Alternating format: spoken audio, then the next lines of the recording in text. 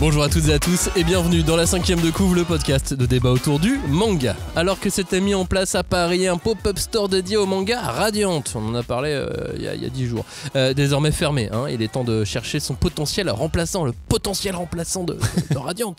Évidemment, Radiant restera toujours Radiant, Tony Valente restera toujours Tony Valente. Mais quels sont les nouveaux mangas français de création? Ceux qui vont reprendre le flambeau, si tant est qu'il y ait un flambeau, un porte-étendard à la limite, un petit drapeau qu'on peut porter, enfin peu importe. Cette semaine, on voulait faire une sélection des mangas de création français du moment. Dans la liste de cette émission, nous ne parlerons pas d'excellents mangas. On parlera de manga, mais pas d'excellents mangas comme Radiant, justement, comme Dreamland, comme Outlaw Player, comme Green Mechanic, ou de titres hybrides comme Banana Soul, et cela pour plusieurs raisons, telles que on en a déjà beaucoup parlé. Oui. Voilà, raison 1. Raison 2, on a fait des émissions avec des auteurs. Donc ils ont eu beaucoup de place dans cette émission. Ou alors on a pu collaborer ou travailler sur certaines œuvres. Du coup on va éviter de trop en parler également. Puis dernière raison et non des moindres, place aux autres. Voilà, ça c'est important aussi. Est-ce que vous avez un sentiment de renouveau là sur les mangas de création en ce moment? Parce que là ils sont 4-5 éditeurs à en faire entre 1 et 3 par an, non? Ouais, moi je dirais mon sentiment de renouveau, alors c'est toujours un peu compliqué de répondre à ça, mais c'est au niveau de la qualité globale. Je trouve qu'il y a un niveau moyen qui est monté, je trouve. Et ce qui fait qu'aujourd'hui dans la création française, on a vraiment des titres d'une grande variété de qualité. Là où avant c'était quand même du moyen, moins. Là tu commences à avoir des mangas de création française qui sont dans tout l'éventail, je dirais, de la qualité, quoi. Il y a un talent graphique en France qui est quand même assez fou. On va en reparler avec certains des mangas de notre sélection. Il n'y a pas toujours le talent narratif. Oui, c'est ça. Après, je pense que c'est une question de code à bien vraiment intégrer, quoi. Mais c'est vrai qu'en termes de dessin, c'est assez irréprochable globalement. Nos mangas de création favoris du moment sont dans la 5e de couve, générique. On ne pousse pas, s'il vous plaît. On ne pousse pas, c'est inutile. Le public n'est pas autorisé à assister aux épreuves éliminatoires. Moi, je crois que je pourrais être un très bon ninja. À quoi vous jouez? L'heure est grave, c'est pas le moment de faire les guignols. Mais on n'a rien d'autre à faire, on peut pas sortir. On va leur faire notre attaque secrète, l'attaque de la Tour Eiffel, ils vont rien comprendre. Et il faudra aussi parler des dessins animés, notamment des dessins animés japonais qui sont exécrables, quoi, qui sont terribles. Oh, les bâtards! Oh, this you crazy mother... La 5e de couve, c'est le seul podcast où tous ensemble, nous allons découper, disséquer, dépecer, charcuter et aimer les mangas français. Salut Robin, salut Cagnard. Est-ce que vous allez chanter la Marseillaise pour fêter ça? Ou on garde ça pour les matchs de foot et les médailles olympiques? Ouais, j'ai un peu du mal à assimiler la Marseillaise avec le manga, mais pourquoi pas? Il y a bien le manga Innocence après tout, donc on peut faire des rapports. Du coup, je vois le label, tu sais, le label rouge, genre un espèce de label français. Imagine, ça, c'est ce manga a été fabriqué avec un petit coq, c'est un petit logo avec un petit coq. Ça me rappelle cette année à Japan Expo où ils avaient fait une thématique spéciale création manga et que Florent Philippot avait pas bien compris ce que voulait dire création manga. Il était venu à Japan Expo et il voulait faire quelques images sur les stands et il s'est fait recaler partout. Il a fait une photo avec Mario, je avec crois. Mario, ouais, c'est ça, il y a une photo qui est ressortie, mais c'était à mourir de rire de voir à quel point, je pense, il ne se doutait pas du public qu'il allait voir à Japan Expo, tu vois, où il s'est dit bah oui, création française, c'est bien. Oui, mais t'as peut-être pas bien calculé qui aimait les mangas. Et c'était très drôle cette année. Dans cette émission, on va donc parler de bandes dessinées qui reprennent les codes ou le format du manga. On vous a concocté une petite sélection sympa, mais avec des gros manques, parce qu'on voulait avoir un peu de temps pour parler des bouquins. Donc on avait déjà beaucoup de titres, beaucoup de sujets. Donc voilà, si ça vous plaît, ça peut devenir un rendez-vous régulier, au moins une fois par an, puis ça ne nous empêchera pas d'en parler comme on le faisait avant, toute l'année, à d'autres moments, à d'autres occasions. Mais voilà, l'idée c'était de faire une sélection sympa de 4 à 10 titres. Ça, c'est déjà une bonne base. Ouais, pour une heure. Pour une heure, et vu comme des fois on parle beaucoup, c'est déjà pas mal. Et on va essayer de tout placer dans cette émission. Si vous nous découvrez, sachez que nous revenons chaque semaine avec une heure de podcast. Parfois plus, rarement moins, pour parler de manga, au programme donc de l'analyse, de la mécanique éditoriale, des recommandations de manga, et puis surtout du plaisir, parce qu'on fait pas ça pour s'ennuyer non plus. Si vous aimez ce qu'on fait, abonnez-vous, activez les notifications, visitez nos pages sur les réseaux sociaux et allez faire un tour sur notre blog la5e de couve.fr. Au programme en fin d'émission, on glissera un mot sur les mangas publicitaires. Ouais, un tout petit mot. On ira au Québec aussi pour découvrir une œuvre de là-bas. On parlera de BD hybride, on opposera fantasy et dark fantasy avec 2 mangas qui ont déjà bien trouvé leur public. Et puis on a sélectionné 4 mangas, 4 titres, Red Flower, Dreammaker, Silence et Reaper pour débattre. Et on commence maintenant avec Reaper, messieurs, est-ce que vous êtes prêts ? Chaud. Reaper, c'est un manga de Geronimo Cejudo, c'est sorti il y a 1 an et demi, déjà 3 tomes. Chaque fois je vais vous donner depuis combien de temps c'est sorti et combien de tomes il y a. Et là on se rend compte que soit ils avaient beaucoup d'avance, soit ils dessinent très très vite. Ouais. C'est clair. C'est sorti chez Ankama Édition. Et Reaper, dans l'histoire, dans le résumé de la série, on est à la suite d'un cataclysme sans précédent dans un monde fictif. L'air est devenu irrespirable et des monstres ont pris le contrôle de la planète, forçant les derniers survivants à se terrer dans un lieu appelé le Bosquet. Parmi eux, les volontaires sont formés, des volontaires sont formés pour chercher et trouver un nouvel Éden. Ce sont des sortes d'escadrons qu'on appelle les Reapers. Lors d'une mission de reconnaissance, l'escadron du chêne va trouver Junk. Ils vont rencontrer Junk, c'est un garçon très naïf qui ne semble, lui, pas être affecté par l'état de la Terre. Il peut respirer comme si de rien n'était. Et il peut vivre dehors avec son pote qui est donc un raton laveur qui parle. Classique. Classique.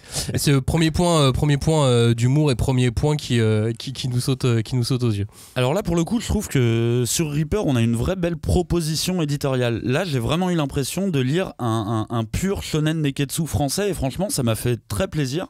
Alors la première chose que j'ai notée, c'est le héros. J'ai vraiment beaucoup aimé le héros et je trouve ça assez paradoxal parce que je me suis attaché à lui assez rapidement alors que si tu le prends dans son ensemble, il est plutôt classique. En tout cas, il a les stéréotypes des personnages principaux habituels. Il est naïf, il est assez drôle, il est assez puissant, mais en fait tout marche. Tout fonctionne, c'est pas trop, je le prends pas pour un débilos, ou juste ce qu'il faut en tout cas, et j'ai pas l'impression que c'est une caricature de personnage pour autant, je le sens vivant, et je pense que c'est un des trucs qui est le plus important dans les créations de manga comme ça, il faut que je sente un lien avec le bouquin, il faut que je puisse rentrer direct dedans, et pour Reaper, c'est vraiment le héros avec lequel ça a matché directement pour moi. J'ai ce même souci ou cette même chance, moi j'ai besoin d'empathie avec le personnage principal, et si je me retrouve avec un personnage principal antipathique, ça marche pas. Ça, j'ai pas envie d'aller dedans. Et c'est vrai que sur le manga de création ou même sur la bande dessinée très largement, on n'a pas toujours des mangas stéréotypés mais qui fonctionnent, bien écrits en fait. Ouais. C'est-à-dire que c'est pas parce que c'est stéréotypé ou qu'on retrouve des traits de caractère communs à plein d'autres personnages que c'est négatif. En fait, c'est pas parce que c'est un archétype que c'est forcément un stéréotype. C'est plutôt ça le truc. C'est que moi, je pense que Cagnard a raison. C'est que là, ce qu'on ressent dans ce personnage-là, à mon avis, c'est que c'est pas une photocopie d'un héros de shonen que tu as déjà vu. C'est un perso qui a sa propre existence et sa propre incarnation dans l'œuvre dans laquelle il est. Et c'est un truc qui est assez dur à faire, j'imagine, pour un auteur d'arriver à créer cette petite étincelle, mais c'est ça qui fait qu'en général on accroche. Ouais. C'est le premier défi, faire un personnage que les lecteurs vont aimer, parce que qu'est-ce qu'on regarde sur un Radiant ou sur un Dreamland, c'est qu'on aime bien le héros. Et là, c'est pareil avec Junk dans Reaper, on l'aime bien, il est couillon, mais on l'aime bien quoi. Ouais, mais l'équilibre, tu vois, est vachement difficile à avoir parce que c'est vrai que moi, assez souvent, je vois des archétypes, comme dit Robin, mais qui me dérangent. Et le truc, c'est qu'il n'y a pas de solution miracle à ça pour trouver le bon équilibre. Parce que évidemment, tu vas être inspiré par les personnages de manga que tu as lus, et souvent, j'ai l'impression que les jeunes auteurs, ils vont avoir tendance à reproduire à l'identique en se disant « Ah, il faut que mon héros soit comme ça, ce qui est une démarche tout à fait logique en soi, mais il va manquer un truc. Et tu vois, ce truc, je ne pourrais pas dire le mot, je sais pas d'où ça vient. C'est un supplément d'âme, tout simplement, que tu vas mettre dans le héros et qui va faire que cette personne, j'y crois. Je crois qu'elle existe, en tout cas, je pense qu'elle peut exister. Et c'est de trouver le bon personnage qui va dans le bon monde aussi. Oui, quand on crée des histoires, on a toujours beaucoup d'idées. Et là, il se retrouve dans un monde et dans une histoire où il y a beaucoup d'action. Il y a beaucoup d'aventures, c'est assez riche, et en même temps assez vide au début, puisqu'on est sur un monde désertique, désolé. Mais pourtant, on voit quand même une richesse et un monde quand même bien cruel, avec des scènes d'action super lisibles. C'est ça aussi qui fait qu'on accroche vite, c'est que les scènes d'action sont efficaces, elles sont lisibles, ça va vite et bien comme il faut, quoi. C'est Une des choses qui m'a étonné aussi, parce que en fait sur les premières pages je voyais un dessin un peu brouillon, mais t'as pas tort, parce qu'en fait c'est parce que je m'intéressais beaucoup plus au décor, à ce qu'il y avait autour. Bon, finalement, comme tu dis, l'action arrive très rapidement et j'ai été vraiment agréablement surpris, d'une par le dessin des personnages en action et surtout du découpage et de l'impact des coups. À un moment, je me suis même dit, ça me rappelle un petit peu les coups de poing de Yuzuke, tout ça. Tu sais, le coup de poing qui rentre, mais qui s'enfonce dans le personnage. Alors moi, c'est un truc que j'aime bien. J'aime bien voir ça, parce qu'à chaque fois, ça te donne vraiment une image de la puissance. En plus, la semaine dernière, on parlait du Yu Yu Hakusho, et sur la fin du Yu Yu Hakusho, les décors, on s'en fout. Oui, on s'en fout complètement. et là, c'est vrai que directement sur le découpage, je me suis dit, c'est cool, parce que j'ai l'impression qu'il aime ça, et que le découpage de combat, tu vois que dans les phases de combat, ce n'est pas juste des grosses attaques magiques, mais au contraire, c'est des coups de pied retournés avec des suites de mouvements à suivre. Et je me suis dit, c'est cool, parce que on a un mec qui a l'air de savoir ce qu'il fait. Il découpe ses scènes suffisamment pour que j'ai l'impression de voir un vrai beau combat. Et du coup, ça fait partie des éléments qui ont fait que je suis rentré vraiment très rapidement dans le récit, quoi. Avec en plus quelques petites expérimentations graphiques, des tests, des choses, du pinceau, de la plume, il change, il essaye des choses, et rien que ça aussi, je trouve que ça donne un impact, parce c'est réfléchi en fait. Bah ouais, puis en vrai, moi je pense que vous touchez aux deux principaux éléments qui sont les écueils dans lesquels en général les mangas de création française tombent, et qui sont effectivement l'incarnation des personnages et les scènes d'action, tu vois. Et là pour le coup, clairement Reaper il réussit vraiment dans ces deux domaines, quoi. Donc du coup c'est aussi ça qui fait de cette série, de ce manga, une réussite, quoi.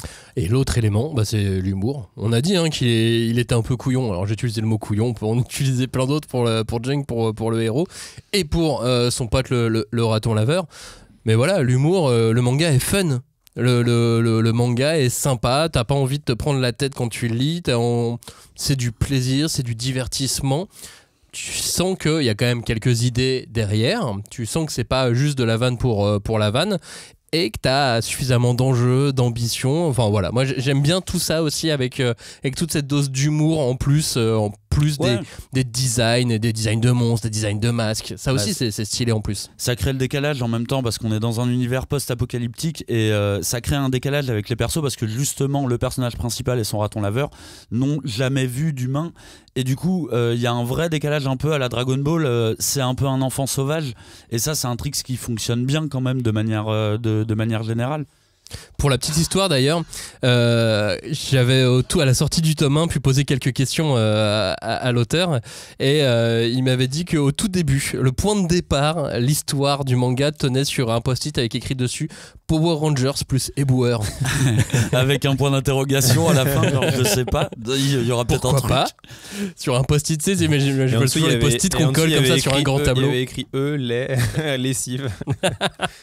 Sur la liste de courses, ouais, voilà, c'est ça. Non, mais c'est ça qui est intéressant en plus dans ce manga. Et puis il y a quelque chose, vraiment pour le coup je m'y attendais pas du tout, mais c'est les sentiments. J'étais impliqué dans le récit, j'étais vraiment impliqué dedans, j'avais envie de connaître la suite, et surtout j'ai même vu une scène touchante. Et dans un tome 1, aïe, pour moi c'est compliqué de mettre dès les premiers chapitres une scène qui va véritablement fonctionner en termes d'enjeu. Bon, je parle d'une scène un peu triste avec le héros et son raton laveur, mais tu vois, ça m'a pris par surprise, j'étais un petit peu ému, et j'ai mis ça en rapport complet, parce que autant les personnages, les sentiments m'ont impliqué, par contre l'univers, pas plus que ça. J'étais un peu c'est dommage, parce que ton univers, tu vas assez rapidement, et en fait je suis pas du tout impliqué là dans la catastrophe qui est en train de se passer. Je suis pas du tout impliqué, mais je me doute que c'est un peu un trick de l'auteur, parce qu'il y a pas mal d'éléments qui sont mystérieux au final. On ne sait pas vraiment ce qui s'est passé, on ne sait pas qui est le héros encore, donc je pars du principe que c'est normal.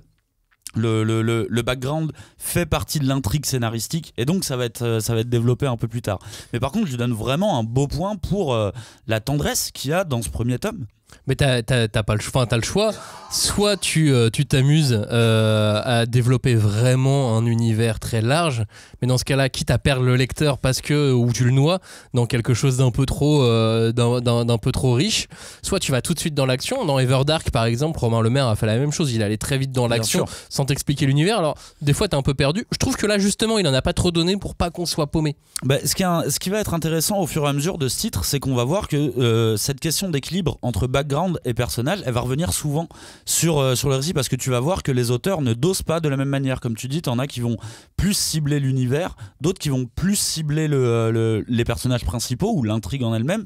Et je trouve que c'est assez intéressant parce qu'il n'y a pas de bonne réponse en fait à ça. Non, et il y a un truc qui est très important quand on parle de manga français, comme quand on parle de manga venu du Japon, comme quand on parle de manga habituellement, c'est souvent on dit qu'il faut prendre en compte le contexte. Le magazine dans lequel il a été prépublié, est-ce que c'est un mensuel, est-ce que c'est un hebdomadaire? Tu sais, ça peut influencer notre perception et comment on aborde ce manga. Là, je pense que pour les mangas de création, c'est la même chose. Ils signent 1, 2, 3, 4, 5 tomes. Donc ça va influencer l'histoire, ça va influencer ce que fait l'auteur. Est-ce qu'il va se dire... je vais aller beaucoup plus vite pour emporter, essayer d'avoir des lecteurs très très vite, pour ensuite au tome 3, 4, 5 avoir le temps de me poser et ainsi de suite, tu vois. Oui, effectivement. Et je pense que c'est vrai qu'il faut garder ça en tête, parce que si de base il a signé pour 5 tomes par exemple, effectivement il peut se dire que le background je vais peut-être le développer au tome 2, et ça évidemment c'est à prendre en compte aussi. En termes de background d'ailleurs, on est dans la passion Sentai à mort dans ce manga. Alors moi ça me plaît beaucoup, hein. Les armures, les aptitudes, les coups spéciaux, vous vous souvenez de Beetleborg? Oh bah oui. Ça. Beetleborg, Power Rangers, voilà, ça moi, fait aussi partie de ces rêves. J'ai un rapport un peu particulier avec les Sentai parce que j'étais vraiment passionné quand j'étais enfant. Genre j'adorais ça, vraiment tous, hein, Jetman, Beetleborg et compagnie. Mais maintenant en fait quand je le revois maintenant, tu vois là il en fait une référence, ça devient même une référence, ça va être les armures qui vont composer leur équipement. Ouais, je trouve ça un peu kitschloun, mais en même temps les armures elles sont belles. Du coup, je suis un peu... son chara-design, je trouve que sur les armures ou les masques, ça envoie vraiment, quoi. Tu vois, je trouve ça un peu kitsch, mais ça fonctionne. Je suis là genre, ça m'énerve. Ça te perturbe en tant que lecteur. Tu vois, non. C'est ça. Mais au moins t'enchaînes et tu achètes la suite. À noter aussi que Geronimo Seijudo a été récompensé dans un concours, le 2e prix. Il a eu le 2e prix de la section internationale du 100e Tezuka Awards. Et ça, c'est classe. Ça c'est vraiment la classe. Quand t'as un prix où il y a écrit Tezuka dessus, c'est clair. En général, que t'aimes bien le manga. Et donc Reaper, c'est déjà 3 tomes disponibles avec le 3e qui vient tout juste de sortir là pendant l'hiver. Non, c'est pas encore l'hiver, à la fin de l'automne. Et c'est disponible aux éditions Ankama. La suite avec un titre qui est sorti seulement là au mois d'octobre. On aura un peu moins de choses à dire parce qu'on a eu qu'un tome. Avec Silence de Johan Vornier qui est donc sorti au mois d'octobre aux éditions Kana. Dans ce monde-là, le soleil a disparu et évidemment les monstres qui auparavant apparaissaient qu'une fois à la nuit tombée sont désormais chez eux partout et tout le temps. Les humains font donc ce qu'ils savent bien faire dans des mondes sans pitié comme ça, ils se cachent. Et là, il se cache en silence, s'il vous plaît. Donc, cité souterraine pour tout le monde, hein, c'est ma tournée. Et donc, l'âme, alors l'âme L-A-M-E, hein, pas comme la chanteuse, et les autres vivent coupés du reste du monde. Et comme les monstres les repèrent à la voix, ils communiquent en langue des signes. Mais une humaine venue d'ailleurs, Lune, il n'y a pas de chanteuse qui s'appelle Lune, débarque et c'est le début d'une grande quête, d'autant qu'elle sait comment combattre les monstres. C'est simple, il suffit de devenir soi-même un monstre. Avec un début de tome, un début de manga, un début de tome 1, sous un angle un peu horrifique, avant de basculer dans l'épopée, mais c'est assez inquiétant, c'est pas amusant au début, c'est un climat un peu glaçant. Non, je suis d'accord. Tu sens qu'il y a... En fait, ça m'a donné une impression un petit peu bizarre, parce que j'ai eu l'impression que l'ambiance, elle était plus sombre que ce qu'elle voulait être. En fait, j'ai l'impression qu'il a pas lâcher les chevaux, quoi.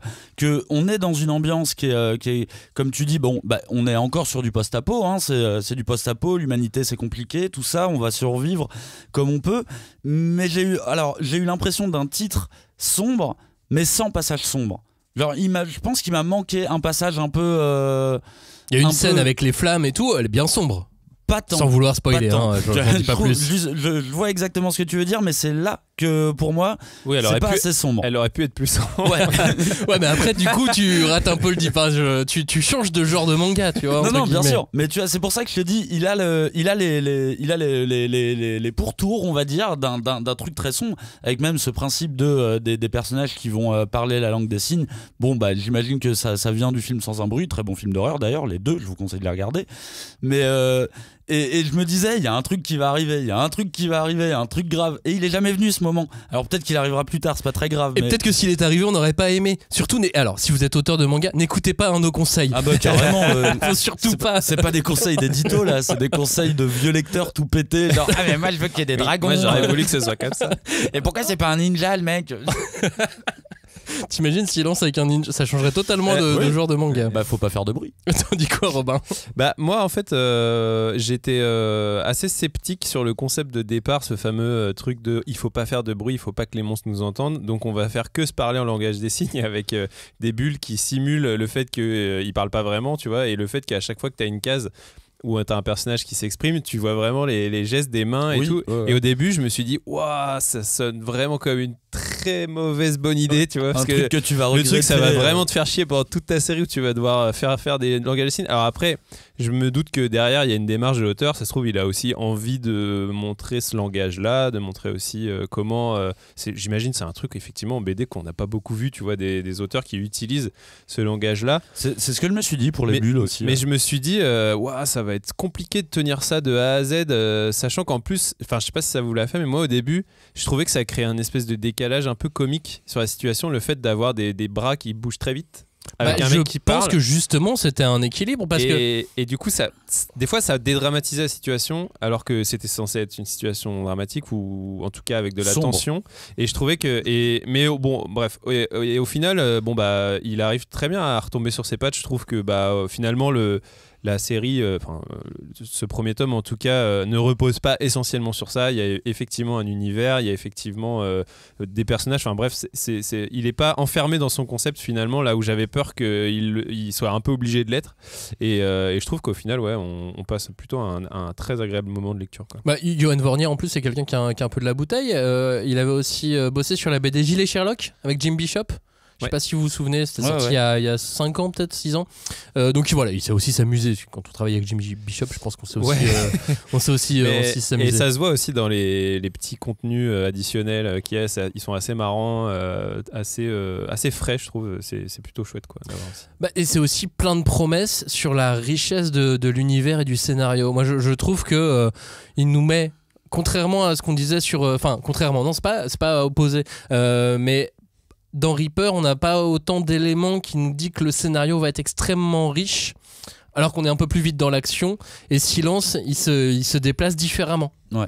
Le manga se joue sur un autre plan, avec un scénario qui nous fait beaucoup de promesses. On nous promet pas des bagarres et du fun comme dans Reaper, mais on nous promet d'autres trucs. Et moi, je suis assez attentif, assez intéressé de voir comment ça va se passer dans la suite du manga. Ouais, alors un peu comme toi, en fait, moi je me laisse complètement porter par la narration parce que comme je disais, je trouve ça hyper fluide, c'est très fluide à lire et je trouve que c'est vraiment à mettre à son crédit parce que les mangas de création française, c'est aussi souvent un écueil dans lequel ils tombent, c'est qu'ils sont un peu denses ou ils sont un peu mal. Ouais, t'as l'œil qui raccroche. Des fois, tu remontes une case. Ça, voilà. Ouais. Et il y a un truc pas naturel. Et là, je trouve que lui, t'es tout de suite, dès la première page, t'es dans le truc et tu suis avec le personnage. Et effectivement, les promesses que tu dis, elles sont liées au fait que l'histoire est quand même portée par son personnage principal et le fait que ce soit lui-même un naïf qui connaît rien du monde qui l'entoure parce qu'il a toujours vécu caché et tout. Et donc voilà, moi pour l'instant je me laisse porter par tout ça. Après je dois avouer que pour l'instant l'univers c'est un peu flou pour moi. Enfin en fait j'arrive pas trop à voir où l'auteur veut aller parce que encore une fois au début j'étais un peu obnubilé par ce truc de langage des signes. Je me disais que tout allait tourner autour de ça, tu sais, que ça allait être genre ils allaient développer des pouvoirs en mode tu fais avec les bras tel mot et ça crée un truc. Enfin genre ça j'étais un peu parti d'ailleurs comme ça, mais en fait pas du tout. Ça devient un système de pouvoir et tout un peu plus classique. Mais c'est trop bien à partir du moment où tu lis un manga et que tu commences à projeter ta propre imagination dessus. Ouais, je trouve que c'est déjà gagné. En fait. Oui, voilà. Et donc effectivement, il y a de la richesse, il y a des promesses. Maintenant, c'est sûr, c'est un tome 1, quoi. Donc va falloir lire la suite, quoi. Bah du coup, vu que toi t'as pas voulu les opposer, bah moi je vais le faire parce que justement j'ai vraiment eu l'effet inverse de Reaper, là où Reaper je l'ai tout de suite adhéré au personnage principal et un petit peu moins à l'univers qui se veut très mystérieux et qui en garde sous le pied, on va dire. Bah là je trouve que sur Silence on a un univers qui est hyper solide et je suis rentré dans cet univers tout de suite. D'ailleurs, tu vois, quand tu parlais du côté sombre, moi j'ai ressenti un petit truc, un petit feeling, l'attaque des titans. L'humanité est vraiment au bord du désespoir et tu le comprends très vite. Dans Silence, il n'y a que 2 personnes qui peuvent aller chasser. T'en as une qui se blesse, ça y est, tout le monde part en vrille parce que, bah, en fait, on parle de survie. Et pour le coup, si j'ai moins adhéré avec le personnage principal, mais parce que en fait finalement je viens d'y penser, mais c'est parce qu'il est un peu calqué sur Eren. En fait j'ai l'impression il subit l'action pendant tout le tome 1, il subit l'action et du coup ça lui laisse pas des masses de place, je pense, pour se développer. Mais encore une fois, pour moi il y en a pas un qui est meilleur que l'autre. Je trouve ça vraiment intéressant de voir sur quel aspect l'auteur veut s'attarder, et là dans Silence je trouve que c'est une bonne idée qu'il ait mis autant d'éléments de background autour, parce que ça participe à l'ambiance. Sur un, par exemple, le fait qu'il y ait de la neige beaucoup, eh ben, ça participe au silence. Tu vois, moi dans ma tête j'entendais un petit peu le bruit de la neige qui est censé être du pas de bruit justement. Et ça craque un peu. Oui, ça craque un peu, et tu vois c'est vraiment ce qui a fait que j'étais immédiatement dans l'ambiance, même si j'ai pas adhéré spécialement avec ce personnage principal. Je trouve qu'il y a un tel travail sur l'univers que je ne peux que rentrer dedans. En fait, je peux vraiment, en fait, je vais faire comme Robin. Je vais juste me laisser guider par la narration. Narration, c'est toi, l'auteur. Prends-moi la main et vas-y, embarque-moi. Mais effectivement, c'est marrant parce que naturellement, c'est quasiment les 2 premiers qui nous sont venus en tête, avec à chaque fois des mondes peuplés par des monstres, oui. et 2 héros qui, je pense, qu'ils seraient pas potes du tout. Toi, t'imagines si tu fais fusionner les 2 mondes, je pense qu'ils vont pas s'entendre. Les 2. Ça peut te faire un Naruto Sasuke, hein. Ouais, c'est vrai. Ça peut. Il y en a un peu plus ténébreux que l'autre. Ouais. Mais en tout cas, ce qui est sûr et certain, c'est qu'on est face à 2 auteurs qui ont énormément de talent. Enfin, les mecs, bravo, quoi. Ah oui, c'est clair. C'est clair que niveau dessin, il y a quand même. Au final, ce que disait Robin en intro de l'émission, tu sens que le niveau général a augmenté, en fait. Ouais, que de talent graphique l'un comme l'autre. Mais effectivement, moi j'attends encore que le héros se révèle un petit peu plus, qu'il prenne les choses en main. Alors, non pas qu'ils deviennent comme Junk de Reaper, faut pas déconner. Ni comme Eren, hein. Ni comme Eren. Enfin, ça dépend. Ouais, ça dépend. Non, mais c'est vrai qu'il subit beaucoup et il est un peu, je dirais même dans son design un peu lisse, tu vois. Et c'est vraiment le seul bémol que j'ai dans ce titre. Et puis, c'est quoi cette manie de faire chialer maintenant les héros systématiquement dans les mangas français? J'ai l'impression qu'ils se sont donné le mot. C'est oui, alors c'est pas pour être, mais genre. Mais tu vas l'être. Mais non, mais oui, il faut déconstruire le shonen, il faut déconstruire le héros de shonen qui est tout le temps tu vois intrépide ou ce que tu veux. Donc là il faut montrer ses vulnérabilités, ses faiblesses. Moi je trouve ça très bien qu'on ait des héros vulnérables, faibles et qui s'émancipent d'une autre manière et qui se transcendent et tout. Mais là je sais pas, c'est devenu un peu systématique. En fait je crois faire chialer le héros et de le rendre vraiment c'est presque dans le cahier des charges d'avoir le moment de tristesse, de tension, d'émotion, parce que même dans Reaper tu parlais du moment d'émotion dans le tome 1 et je crois que c'est devenu systématique dans tous les mangas de création, même pas forcément que de création, hein. Et pas que de création, parce qu'effectivement dans beaucoup de mangas d'aventure t'as le héros, mais alors peut-être pas chialer systématiquement. Ouais, peut-être pas systématiquement, mais ça chiale beaucoup. On a compris que vous avez lu Naruto et One Piece. Et ok, c'est les premiers héros de shonen peut-être qu'on pleurait. Mais c'est pas obligé. Mais Yuzuki il pleure pas, putain. Non, mais c'est pas obligé. En fait, c'est vrai que il meurt. Ce qui me gêne, c'est pas tant qu'il le fasse, c'est que ce soit un peu systématique d'arriver aussitôt dans l'histoire et que c'est censé définir le personnage. T'as un problème, t'as l'impression que ça devient un truc. Moi j'ai l'impression que c'est un cahier des charges. Et je trouve que voilà, finalement ça amoindrit le personnage. Alors que là, tu vois, dans Silence, t'as plein de persos secondaires qui sont très cool, qui ont des designs hyper stylés, même le vieux chasseur avec sa moustache. Enfin, tu vois, il est vraiment fort dans le fait de créer des persos évidents. Bon, ok, j'ai dit, si vous êtes auteur, n'écoutez pas nos conseils, sauf celui-ci.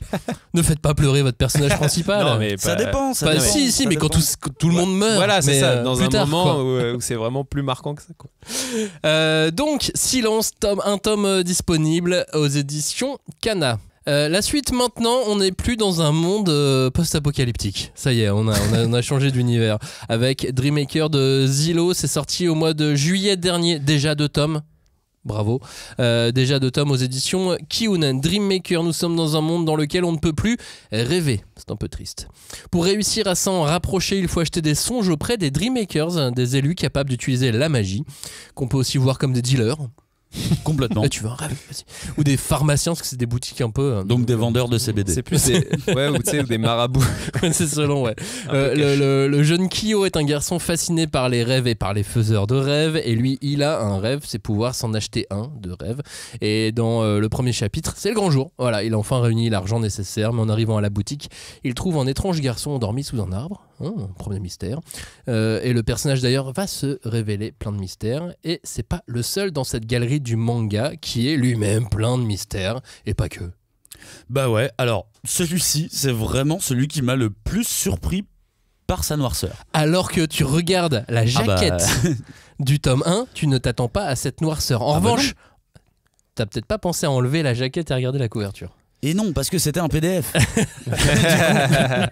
La jaquette PDF était compliquée à envoyer. Quand on enlève la jaquette et qu'on regarde la couverture, on peut se rendre compte de la noirceur du titre. Mais je ne vous en dis pas plus. Ouais, parce que même l'ambiance graphique au départ, quand tu rentres dans l'histoire, c'est pas spécialement dark ou. Ah, c'est pas noir du tout. Tu veux, il y a un côté. Presque Promise Neverland. Ouais, non mais comment dire, mais un truc un peu. Je suis complètement d'accord. Un peu étrange, mais voilà, pas noir. Et après, c'est vrai qu'il y a un moment donné, un moment en particulier, je trouve, où ça bascule dans un truc. Bah, au final, les premiers chapitres, je vais même te dire, j'étais un peu dans l'idée. On fait du Kodomo en France aussi, c'est cool, tu vois, j'étais un peu parti là-dessus, et puis t'avances, et c'est vraiment la deuxième moitié du manga où il y a une bascule, et le récit devient vraiment noir, devient sombre, et il y a une représentation de la folie que j'ai trouvé très okubesque, tu vois, tellement il y a un travail sur les regards, sur les attitudes des personnes qui sont en train de sombrer dans la folie. Et en plus, tu vois, on parle quand même d'une thématique qui est très sombre, parce qu'on parle de violence faite aux enfants dans cet ouvrage. Et t'es là, mais attends, je comprends pas là. C'est quoi le packaging Dreammaker, le faiseur de rêves, la couverture tout colorée, les petits enfants qui sont heureux au début, et tu termines à la fin sur un truc sur la violence des enfants, la folie représentée. Et du coup, ça m'a vraiment vachement surpris à l'approche. Avec d'autres ingrédients, parce que t'as tout un emballage fantastique avec des clins d'œil à la culture populaire française, notamment la ville et les environs de Lyon notamment. Et elle va pas s'arrêter là, parce qu'a priori elle va même aller explorer aussi les contes et légendes traditionnels français, des choses que nous-mêmes on connaît pas, qu'on a un peu oublié. Ça c'est trop cool. Ça c'est vraiment trop cool. Je passe mon temps à dire qu'on ne se sert pas assez du patrimoine français, des histoires. On de nos yokai à nous, quoi. Ouais, nos yokai à nous. Tu peux compter sur Zillow, je pense. Ça, c'est une très bonne idée. Elle a vraiment un univers curieux, un univers personnel. Je trouve que ce Dreammaker, il sort des sentiers battus du manga français. On part des rêves, on fait tiens, comme Dreamland, Dreammaker, bravo quoi. Alors que ça n'a absolument rien à voir, et on sort totalement des sentiers battus de ce qui s'est fait en France dans la création de manga. J'arrive pas à la comparer à grand chose, quoi. Non, je suis d'accord. Le premier truc qui frappe, c'est cet univers. Tu sens que l'auteur, il est venu avec une idée en tête, une idée qu'il avait développée pendant assez longtemps et qu'il a vraiment organisée. C'est très bien construit, c'est très très détaillé dès le début. Alors peut-être un poil trop, pour moi en tout cas, quand tu rentres dans cet univers-là, c'est-à-dire que tu as vraiment une page explicative entière. Ouais, c'est ça. C'est-à-dire qu'elle a mis en place toute une organisation autour des rêves, des catégories de rêves, des types de rêves et ainsi de suite. Ouais, je dirais que moi, ce qui m'a un tout petit peu gêné, c'est que j'ai un peu l'impression qu'elle s'empêtre dans son univers et elle veut un peu trop en mettre, trop. C'est marrant, parce que moi, c'est trop d'éléments. Après, voilà, mais c'est une fois, promesse aussi. C'est ce qu'on dit. De Bien toute sûr. façon, là, les 3 premiers titres dont on parle, ils ont des approches complètement différentes du genre, même s'ils sont tous dans une espèce de tradition assez proche, mais ils ont une approche vraiment différente. Et moi, j'avoue que là, Dreammaker, ce qui m'a un peu perdu, c'est ce truc de on veut trop m'en dire dès le début, Et surtout, je suis pas sûr de tout comprendre et tout. Enfin bref, après j'ai peut-être lu un peu vite, j'en sais rien, tu vois, mais c'est Non, je suis pas sûr d'avoir tout compris. C'est ce qui m'a. Mais moi j'ai l'habitude. À la limite, ne pas tout comprendre quand c'est la volonté de l'auteur, tu vois, de te faire découvrir les trucs petit à petit et que ce soit qu'il y ait du mystère. Là, il y a pas de mystère. On nous donne vraiment plein d'informations. C'est juste que les informations en question, je suis pas sûr d'avoir tout compris. Bah en fait, faut s'arrêter un peu dessus. Oui, voilà. C'est ça. Il faut prendre du temps. C'est une page Togashi. C'est vraiment une page Togashi. C'est une page Togashi vraiment avec toutes les explications. Et d'ailleurs, sur la fin des explications, il y a même une catégorie mystérieuse d'avance. Genre cette catégorie, on ne sait pas, on ne les voit que très rarement. Clin d'œil lecteur. On se retrouve plus tard. Et effectivement, moi je suis un petit peu de l'avis de Robin. Là, c'était un poil too much, un peu éparpillé dans le bouquin. Ça aurait peut-être été mieux, mais en même temps, est-ce que c'était possible de mettre ces phases-là sur la fin du bouquin avec tout, parce que effectivement avec toute cette partie ce manga, c'est un mélange d'humour, d'aventure et de drame. Bah oui, carrément. Un drame qui te prend vraiment à la fin du tome 1 et tu dis bah ouais. Et ça ira mieux au tome 2 et je pense que ça aurait pas été très malin non plus de mettre ces explications là au beau milieu des histoires dramatiques, tu vois, de dire au fait les rêves. Et puis c'est surtout qu'on sait qu'on parle de rêves, donc on sait déjà que les rêves c'est des truc un peu sujet à interprétation. J'imagine qu'elle va beaucoup jouer là-dessus aussi, donc ça va rajouter aussi de la complexité, je dirais. Donc, et là tu sens dès ce tome 1 elle veut raconter beaucoup de choses, quoi. Donc après ça va falloir s'accrocher, quoi. Avec des compos super réfléchis. Moi je trouve que j'ai l'impression que chaque planche elle y a passé mais genre des heures de réflexion de... Attends, si je lui mêle... Tu sais, c'est chirurgical presque. Mais c'est vrai que je pense que c'est le titre de la liste qui est le plus incarné en termes de dessin, avec vraiment une réflexion, comme tu dis, sur les compositions. Enfin, t'as vraiment l'impression que elle a voulu faire des choses différentes à chaque page, quoi, et en même temps c'est des choix qui se justifient. Enfin, je trouve que ça a du vrai sens narratif et tout, et donc ça c'est assez remarquable. Moi il y a un truc qui m'a frappé, c'est l'utilisation des onomatopées. Je trouve que tu vois, elle a compris que les onomatopées, ce qui nous plaît dans les onomatopées dans le manga, c'est que c'est graphique, et là elle a pas voulu singer, mettre des signes japonais et tout, mais elle a quand même créé des onomatopées que tu peux lire toi en tant que français, où c'est des lettres et tout, mais avec vraiment un sens du design, du graphisme, ce qui fait que elle s'intègre dans la composition et tout, et ça j'ai trouvé ça assez fort.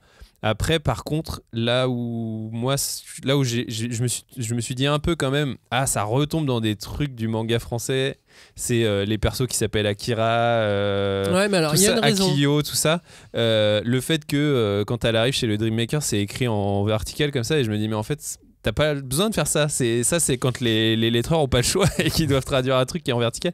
Et je trouve qu'il y a des espèces d'éléments comme ça qui, moi, un tout petit peu parasité ma lecture. C'est pas non plus gravissime, tu vois. Mais c'est où je me suis dit, en fait, tu pourrais te lâcher peut-être encore plus. Ouais, mais ça dépend de si ta culture, c'est ça, et que ces personnages. Parce que du coup, je voulais que Cagnard s'exprime sur le découpage, mais je vais juste revenir là-dessus. J'ai pu discuter un petit peu avec Zilo, et elle me disait que dans sa culture personnelle, elle aime énormément de choses, que ce soit en bande dessinée, elle a une culture incroyable, ce qui explique aussi pourquoi les compos sont comme ça, mais grosse fan de Final Fantasy, de Junji Ito aussi, et beaucoup de références manga japonaises également, donc ça explique que du coup quand tu penses à un prénom pour un manga, quand t'es créateur, ça peut venir bien avant d'autres noms, et grande fan de Guillermo del Toro aussi, qui est lui-même fan de manga. Voilà, donc tout se recoupe. Cagnard, le découpage, qu'est-ce que t'en as pensé, toi ? Bah du coup, j'ai eu un sentiment un petit peu ambivalent pendant la lecture, parce que c'est sûrement le titre sur lequel j'ai le moins adhéré. Et je vais même être honnête, sur les premières pages, niveau dessin, je trouvais ça même un petit peu faible par rapport aux autres. Tu as vu que je venais d'enchaîner les autres, je trouvais ça un petit peu faible, mais waouh! Le découpage, par contre, je l'ai trouvé mais plus qu'inspiré, quoi. Il y a des jeux avec les angles de caméra. En fait, il y a une espèce il y a un brin de folie dans le découpage qui fait que t'as l'impression que cette autrice se fait vraiment plaisir et veut tenter des trucs. Alors moi, je suis jamais contre faire un découpage basique, mais là, je sens des propositions et je sens vraiment une autrice qui a envie de faire différemment. Et alors, même si j'adhère un peu moyen à l'histoire pour le moment, ces découpages, ces différents découpages me rendent curieux vraiment. J'ai envie de voir des découpages aussi inventifs, même si l'histoire n'est pas forcément l'élément que je préfère. Eh ben, j'ai envie de voir ce qu'elle va faire en fait. J'ai vraiment envie. Je vais même être plus clair pour moi de tous les titres qu'on a lus. C'est peut-être celui que j'ai le moins aimé, pardon. Par contre, c'est l'auteur que j'ai le plus envie de suivre. L'autrice, pardon, que j'ai le plus envie de suivre, où j'ai vraiment envie de voir son évolution, parce que là, je pense qu'on tient un truc particulier. Peut-être pas la meilleure dessinatrice de cette génération, mais on tient un truc particulier, on tient une intelligence en tout cas de narration. Dreammaker, déjà 2 tomes de disponibles aux éditions Kiun, c'est signé Zilo et donc c'est d'ores et déjà disponible. On avait prévu de faire 4 mangas en une demi-heure, on a fait 3 mangas en 40 minutes. Super, on est pas mal. On est bien, non? On vous parle d'un autre titre maintenant qui s'appelle Red Flower, c'est signé Louis. C'est sorti au mois de juin. Un seul tome pour l'instant prévu, un seul tome disponible, et il y en a 5 de prévus, c'est déjà calé en 5 tomes, et c'est disponible aux éditions Glénat. Robin, si tu peux me faire le pitch. Ouais, alors Red Flower, on suit le personnage de Kelly, qui est un adolescent assez impétueux, qui ne rêve que d'une chose, c'est passer le rituel du Katafali, qui est une espèce d'art martial dans sa tribu, qui mélange un peu plein de disciplines. Alors c'est pas vraiment dit dans le manga, mais on reconnaît qu'il y a de la capoeira, il y a du karaté et tout ça. Enfin bref, c'est l'art martial dont les gens de sa tribu sont devenus des experts. Mais il y a un problème, c'est qu'en fait cet art martial il est très puissant, mais il s'accompagne aussi de toute une philosophie pacifique que son peuple a développée, qui est que en gros voilà, un peu comme dans l'aïkido ou d'autres types d'arts martiaux, on utilise la force de l'adversaire, on va jamais faire mal, on va toujours plutôt détourner la force de son adversaire pour se défendre. Et lui, comme il est, je vous disais, impétueux, ça lui va pas, quoi. Lui, il veut apprendre un art martial, c'est pour se bagarrer et être le plus fort, tu vois. Donc, il a un peu du mal à gérer ces 2 éléments-là. Donc, on va le suivre dans cet apprentissage. Et en fait, dès le tiers de l'album, il y a une espèce d'élément perturbateur qui est que Anansi, le sorcier du village, a une espèce de vision d'apocalypse. Il dit que le village va se faire envahir par des étrangers dotés de dangereux pouvoirs. Et donc les membres du clan vont devoir se défendre face à cette menace, mais comment tu te défends face à un ennemi quand ta croyance c'est de prôner la non-violence, tu vois. Donc ça va être dans tout ce dilemme aussi que le personnage de Kelly va devoir trouver sa place, quoi. Donc pas de monde post-apocalyptique et les gens rêvent. Voilà, c'est par rapport aux 3 premiers mangas. Il n'y a pas trop de fantastique. C'est évidemment un univers qui n'existe pas, qui est très inspiré de l'auteur est franco-ghanéen, donc en gros sa démarche sur cette série, c'est vraiment de mêler à la fois une passion qu'il a pour les arts martiaux, puisqu'évidemment c'est un élément central du récit, mais aussi parler des cultures d'Afrique de l'Ouest dont il est issu. Il y a vraiment cette volonté de aussi amener une imagerie un peu différente. Je crois qu'il revendique même que c'est de l'afro-manga, tu vois, ce serait une espèce de sous-genre qui se crée. Donc voilà, on n'est pas dans un univers post-apo ni spécifiquement fantasy, mais on sent qu'on n'est pas non plus dans le monde réel, quoi. Et ce qui compte aussi beaucoup, c'est que ce qu'on peut reprocher à certains autres mangas de création des 10 dernières années, c'est que ça manquait un peu de proposition. Là, on a une proposition. C'est ça en fait, c'est que moi, ce qui me plaît dans ce manga, c'est que vraiment il y a une démarche d'auteur, quoi. C'est-à-dire qu'il n'a pas voulu faire un shonen parce qu'il aimait les shonen et tout, probablement parce qu'il aimait ça, mais il n'a pas voulu faire. Oui, sinon tu fais un autre boulot. Oui, quoi. voilà, mais je veux dire, il n'a pas voulu faire un shonen pour faire un shonen, tu vois. Il a vraiment voulu aussi intégrer dedans toute une proposition, une culture, une vision du monde aussi un peu différente. Une partie de son histoire. Voilà, il y a tout ce message sur la non-violence, parce que ça le travaille, tu vois. Même le manga ne donne pas de réponse là-dessus, tu vois. C'est vraiment, il dit, il y a des gens qui prônent ça, il y a des gens qui y croient pas. Comment tu te positionnes vis-à-vis de ça? Lui aussi... dans son histoire, il a remarqué que dans les familles africaines, la violence sur les enfants n'est pas perçue de la même manière que dans d'autres cultures. Donc il y a vraiment toute cette différence-là, ces autres imageries, ces autres imaginaires dont je vous parlais.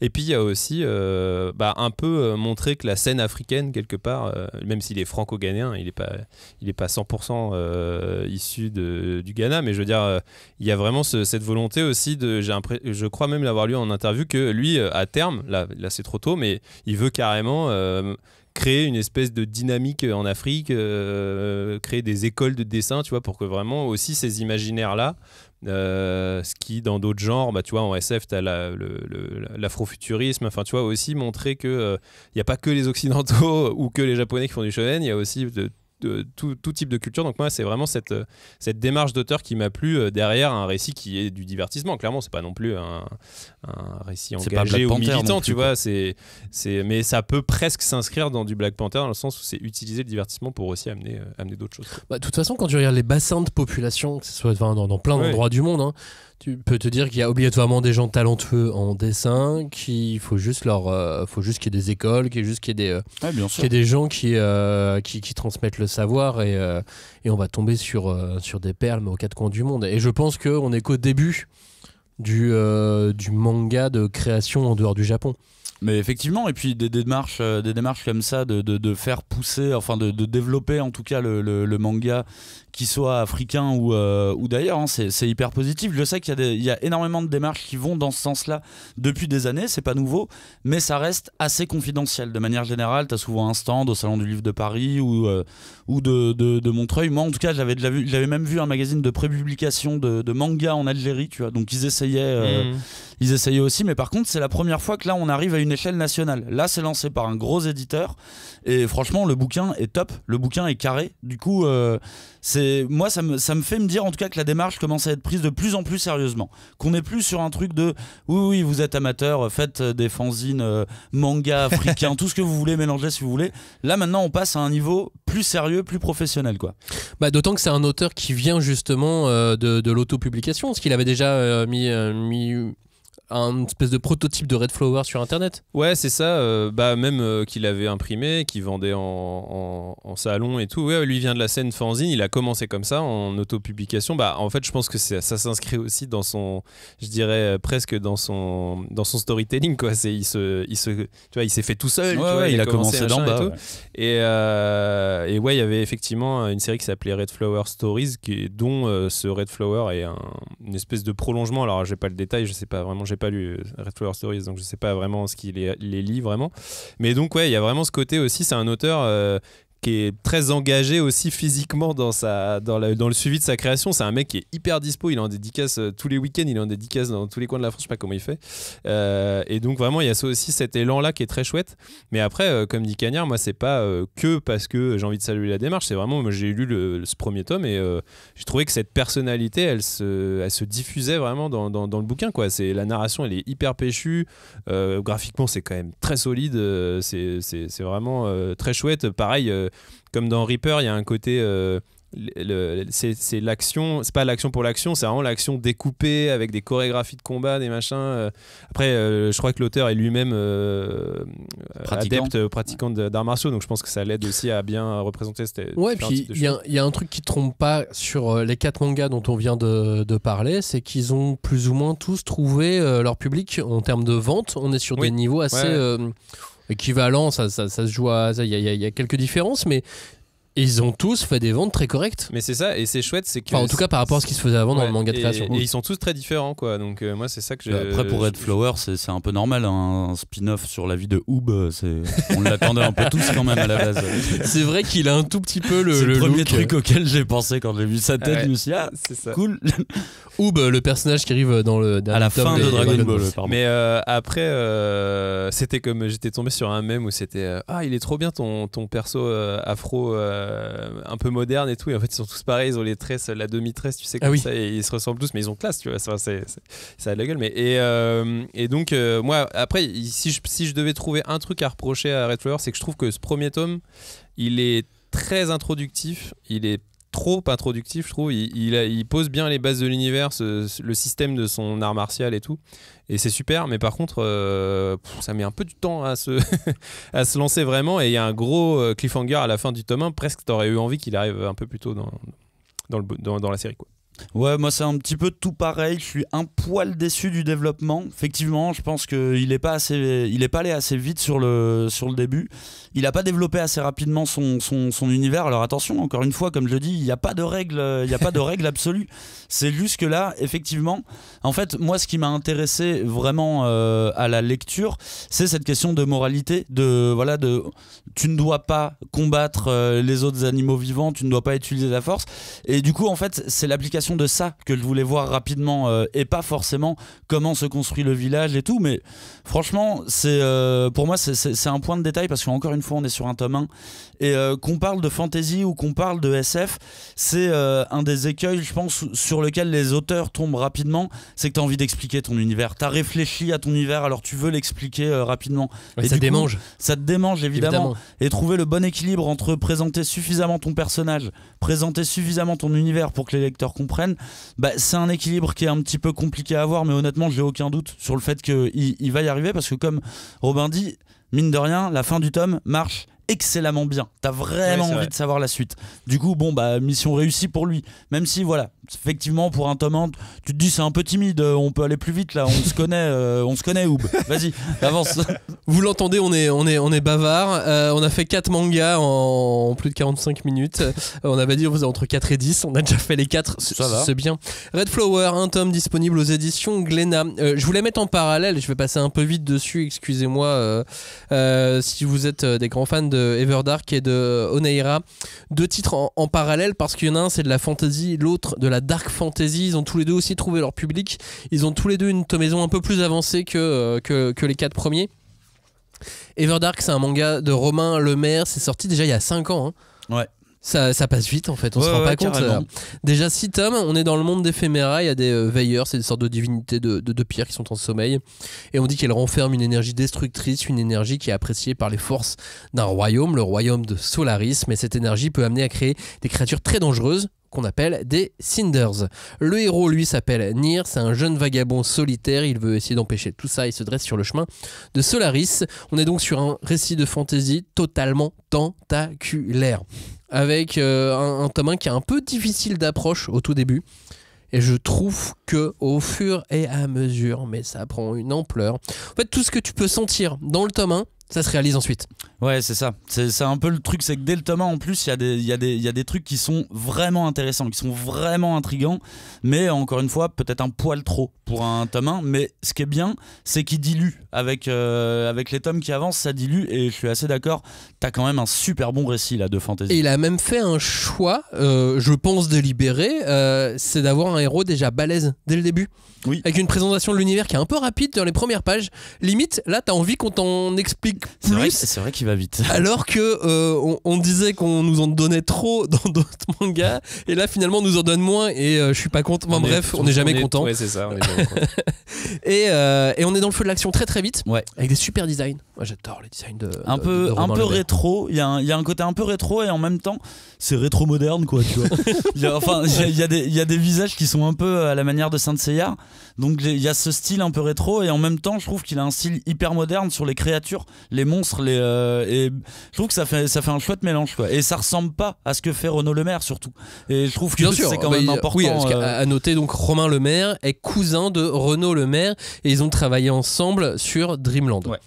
Et donc Romain maintenant fait son manga seul de son côté, et ils dédicacent souvent ensemble puisque évidemment ils s'apprécient beaucoup dans la vie. Et donc Everdark, plus t'avances, plus c'est fluide, et ça avance avec ou sans toi. Oui. En revanche, ça trace. Ça avance. Il y a genre une respi au tome 3. Oui, c'est mais ça. Après ça trace, quoi. Et alors, en parallèle, je voulais mettre Oneira. Oneira, c'est pas de la fantasy, c'est plutôt de la dark fantasy. Oneira, l'enfant cauchemar, c'est de Cab et de Federica Di Meo. C'est sorti il y a 1 an, déjà 4 tomes. Ah oui, alors là, celle-ci, moi je pense qu'ils ont trafiqué le continuum espace-temps parce que je la comprends pas sinon. Oneira, l'histoire, on est dans un monde avec des monstres issus des cauchemars qui prennent vie et qui sèment la terreur. Et c'est alors que les épéirs, le bras armé de l'église, s'imposent pour faire face à ces entités qui ont des apparences et des pouvoirs un peu multiples. Arane est l'une de ces combattantes des épéirs, puissante et redoutée, on la surnomme la croque-mitaine. Et donc avec Bastion, son page, elle accomplit ses missions tout en veillant à certains secrets personnels. Et donc là, comme Everdark, un monde tentaculaire, mais de dark fantasy. Mais là aussi, tu sens qu'il y en a tellement sous la pédale. Ouais, mais c'est beau. Par contre, c'est vraiment très beau. Pour le coup, c'est le titre le plus adulte, on pourra dire, qui pourra y avoir de la sélection.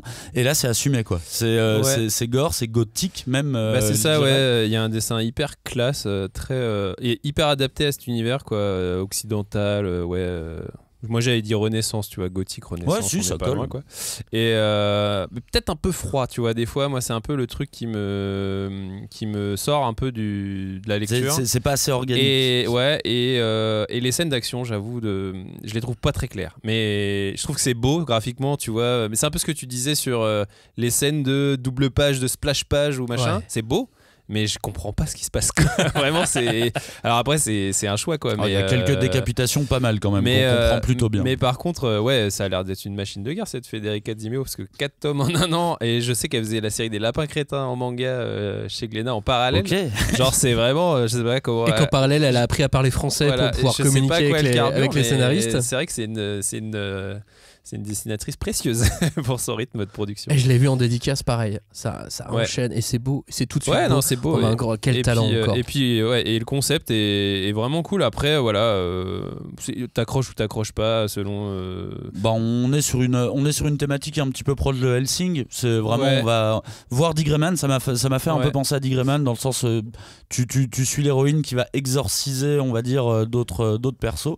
Ça a toujours des relents un peu de western. Ce genre de... Ouais, mais à la différence que là, je trouve que l'accent est vraiment mis sur les relations entre les personnages. Oui. Un peu comme une espèce de série anglaise, tu vois, de Netflix. Ouais, non, mais c'est un Downton Abbey bien chiant, là. Oui, mais de fantasy avec des décapitations. J'imagine s'il y avait des décapitations dans Et moi, ça m'a rappelé je pleurerais. Ça m'a rappelé un jeu vidéo que je jouais sur PS1 qui s'appelait Alundra. J'avais adoré ce jeu et vraiment, le fait de me dire ça me fait penser à ce jeu, j'ai envie d'y rejouer, tu vois. Donc rien que ça, c'est cool. Mais voilà, Onera, c'est dramatique, c'est intense avec des batailles vraiment bien spectaculaires et qui s'opposent vraiment à Everdark sur plein de niveaux et qui n'ont pas de, c'est pas du tout des jugements de valeur, hein, quand on dit qu'ils s'opposent, c'est qu'ils ont vraiment décidé de se mettre chacun d'un côté de la planète. Et je crois qu'ils se sont même pas consultés en plus. Il y a moyen qu'ils se connaissent. On voulait vous citer quelques bandes dessinées. Alors Onera, donc les 4 tomes sont disponibles et ça va continuer encore. C'est pas fini. Donc de Cab et Federica Di Meo, Onera, l'enfant cauchemar aux éditions Kana. On va juste les name dropper en fait quelques bandes dessinées qui étaient hybrides. Voilà à quoi on est réduit. On en a déjà parlé, alors ça va encore, tu vois. Lou Sonata, le tome 2 de Julien Nil, qui emprunte énormément de codes au manga. On a reçu Julien Nil il y a un mois. Donc, Et vu que Robin commence jamais par les tomes 1, bah voilà, si vous voulez faire plaisir, commencez par le tome 2 directement. Franchement, déjà la saison 2. Si tu connais juste Lou, si t'avais lu genre les 3 premiers tomes de Lou, tu vois à peu près le personnage ou t'as vu le film. Oui. Tu peux lire juste Lou Sonata tome 2. Oui, franchement, ça se joue. C'est vrai que c'est un huis clos, presque un huis clos, quoi. Ouais, en fait, elle organise un festival, c'est de la tranche de vie. Et donc elle organise un festival et on suit toute l'orga d'une journée de son orga de festival et ça marche super bien sans ellipse, comme ça on est vraiment dans d'autres codes. Mécanique Céleste. La BD la plus drôle de l'année, de science-fiction la plus drôle de l'année, de la décennie. Je sais pas, arrêtez-moi parce que là je vais continuer. Du coup, la source, le tome 2, parce que c'est le tome 2 qui est sorti cette année. Mécanique Céleste, tome 2 qui sort, donc scénarisé et dessiné par Merwan. Le tome 2, j'en avais déjà parlé l'année dernière à la sortie du tome 1. C'est vraiment une BD qui est super drôle, graphiquement magnifique.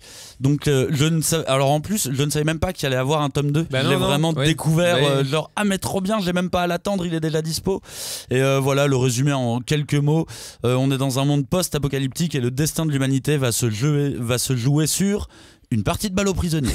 Et c'est vraiment très drôle pour tout fan de manga, même tout dessinateur. Regardez le dessin de Merwan, c'est vraiment une leçon de découpage ce qu'il fait. Et c'est sorti aux éditions Dargo. Celui-ci, vous en avez probablement déjà entendu parler, c'est Yojimbot. Yojimbot de Sylvain Repos aux éditions Dargo aussi d'ailleurs. Oui, c'est Dargo. Samurai Robot, déjà 3 tomes, c'est vachement bien, lisez-le. Samurai Gun, on en a parlé il y a quelques semaines, c'est aussi trop bien, c'est adapté d'un jeu vidéo américain. Mais c'est beaucoup plus compliqué que ça, j'en ai parlé cet été, c'est vachement bien. Et Frontières aussi, qui est sorti il n'y a pas très longtemps, Robin. Ouais, de Guillaume Singelin, c'est la clique du label 619, j'allais dire, parce qu'il y a Frontières qui est un peu qui est même pas le dernier en date, parce qu'il y a un nouveau Florent Maudou qui est sorti, mais genre, tout ce que fait le label 619, si vous aimez le manga, en général, ça va vous plaire. C'est vraiment cette BD hybride qui va emprunter à la fois aux comics, à la BD, au récit de genre, au film d'horreur, à tout ce que tu veux. La Frontière, c'est plutôt de la SF, mais le dessin de Guillaume Singelin, c'est pareil, c'est une tuerie, quoi. Je voulais te dire un mot aussi sur un manga qu'on nous a envoyé. Alors, l'histoire, c'est que quelqu'un nous a envoyé un mail en disant vous connaissez les mangas québécois ? Bah non. Mais il y a celui-là qui existe. Et en fait, c'était un brouteur. Maxime s'est fait arnaquer, il a perdu 10 000 € là-dedans. Et donc, du coup, j'ai cherché. Je vois, tiens, l'éditeur, j'ai envoyé un mail à l'éditeur. L'éditeur m'a dit tiens, tenez, voilà le PDF si vous souhaitez le lire. Et voilà, je suis tombé sur Les élus Elgin de Jean-François Laliberté et Sacha Lefebvre aux éditions Michel Quintin. L'histoire, c'est celle donc de Elgin, l'arbre de la vie, qui est constamment attaqué par les forces du néant. Et afin de protéger les 9 mondes, il choisit des guerriers au pouvoir redoutable. Et ensemble, ces guerriers vont former un clan, les élus Elgin. Et lors d'un terrible affrontement, l'élu Reveneur n'a pas d'autre choix que d'activer son pouvoir de réincarnation juste avant de mourir. Et Ulfa, la seule survivante, part donc à sa recherche. Et quand elle retrouve quelqu'un de très très différent. 5 ans plus tard, on est sur de la mythologie viking, avec des pouvoirs en rapport avec leurs animaux totems, donc pouvoir du corbeau, pouvoir du loup, ce genre de choses. Et j'étais surpris. Alors on peut pas le trouver en France, donc c'est que pour nos auditeurs québécois, vous êtes pas beaucoup, un petit 5% peut-être, même pas, mais voilà, ce manga existe au Québec. Est-ce que tu l'as lu avec l'accent du coup? Non, je sais pas faire l'accent, donc en plus je peux pas le lire avec l'accent, parce que oui, si vous nous écoutez, sachez que vous avez un accent au Québec. Bah oui. Parce que moi... Oui, pour vous ça paraît naturel. Bah, mais... pour vous c'est nous qui avons un accent, voilà, mais ça marche dans les deux sens en fait. Pour moi vous avez des accents de blédard, hein, par contre. Moi je vous entends avec des accents de blédard. C'est toi qui as un accent cagnard. Voilà, donc les élus Elgin de Jean-François Laliberté et Sacha Lefebvre aux éditions Michel Quintin pour vous qui vivez au Québec ou au Canada. Je pense que non, je suis pas sûr qu'on le trouve dans le côté.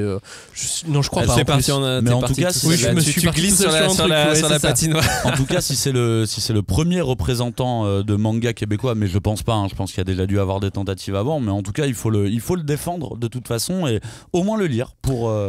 Exactement. Et puis cette année, il y a un autre truc qui est sorti. Alors on va en dire un mot parce que tant pis pour les marques, mais il y a des mangas publicitaires qui sont sortis.